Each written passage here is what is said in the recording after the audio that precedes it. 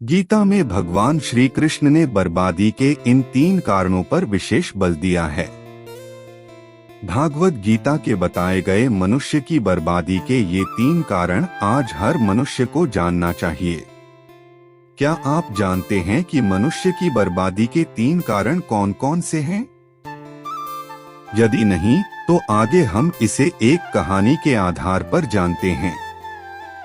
प्राचीन काल में एक शाही परिवार में एक लड़के का जन्म हुआ। कम उम्र में ही शाही ठाठ से दूर गुरुकुल में भेज दिया था। गुरुकुल में यह बालक सबसे होनहार था। उसने वेदों और शास्त्रों का अध्ययन किया। गुरुकुल में अभी उसकी शिक्षा समाप्त भी नहीं हुई थी कि उसके माता पिता और सभी भाई बहन प्राकृतिक आपदा में मारे गए। शिक्षा समाप्त करने के बाद इस बालक ने प्रण लिए कि उसका सारा जीवन लोगों की भलाई में ही बीतेगा। अब इस सन्यासी ने अपनी सारी महत्वाकांक्षा त्याग दी। वह सांसारिक वस्तुओं को छोड़कर हिमालय की जंगलों में चला गया। उसने लंबे समय तक तपस्या की। धीरे धीरे इस सन्यासी की चर्चा सभी जगह होने लगी। उस राज्य का राजा बहुत ही क्रूर व्यक्ति था। राजा ने सन्यासी से भेंट करने की ठानी, जिसके बाद राजा उस सन्यासी से इतना प्रभावित हुआ कि उसने अच्छाई की राह पर चलने की ठान ली। राजा मन ही मन सोचने लगा कि अगर ये सन्यासी मुझे चंद मिनटों में ही इतना कुछ बदल सकता है, तो यदि ये मेरे पास रहने लगे तो मेरी जिंदगी ही बदल जाएगी। इसके बाद राजा ने सन्यासी से अपने साथ चलने के आग्रह करने लगा। सन्यासी इसके लिए मान गए और राजा उन्हें साथ लेकर महल में चले गए।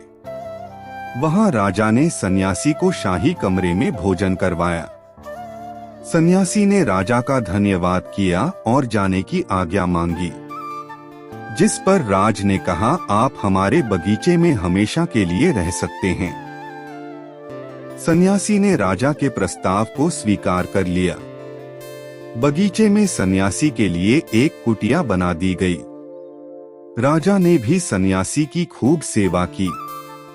कुछ समय बाद अचानक राजा और रानी अपने पड़ोस के राज्य में चले गए। साथ ही एक सेवादार को सन्यासी की सेवा के लिए बोल गए। लेकिन सेवादार बीमार पड़ गया और अगले दिन से आया ही नहीं। ऐसे में सन्यासी को कोई भोजन देने वाला भी नहीं था। कुछ दिनों के बाद जब राजा वापस आए तो सन्यासी ने राजा को बहुत डांटा। राज ने सन्यासी से क्षमा मांगी और फिर सब कुछ ठीक हो गया। फिर कुछ दिन बाद राजा को राज्य से फिर कुछ दिनों के लिए बाहर जान पड़ा। इस बार राजा ने रानी को आदेश दिया कि जब तक वह आते नहीं, तब तक राजा को किसी प्रकार की दिक्कत नहीं होनी चाहिए।